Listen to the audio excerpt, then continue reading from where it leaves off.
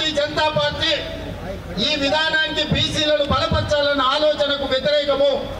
అందుకే ఈరోజు ఎన్ని రకాల ప్రయత్నాలు చేసినా ఈరోజు బీసీల లెక్కలు చేయాల్సి వస్తుందని 2021 జనాభా లెక్కల్ని వాయిదా వేసి ఇవాళ 2025 సంవత్సరం వచ్చినా జనాభా లెక్కలు చేయడం లేదు.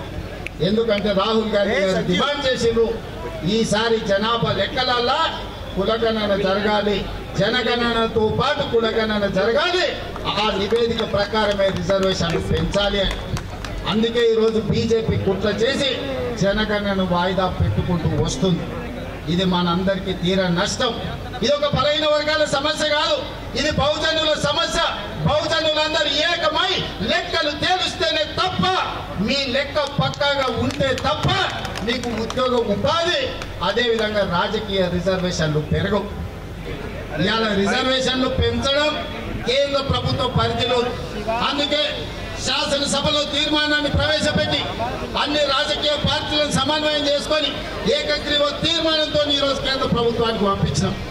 నేను ఇప్పుడు అడుగుతున్న నరేంద్ర మోడీ గారు, అయ్యా మేము మా రాష్ట్రంలో చేసుకుంటామని అడిగినాం, మీ గుజరాత్లో చేయమని మేము తీర్మానం చేయలే, మీ ఉత్తరప్రదేశ్ ప్రభుత్వంలో చేయమని తీర్మానం అడగలే, మీ మధ్యప్రదేశ్లో మీ ప్రభుత్వంలో చేయమని అడగలే.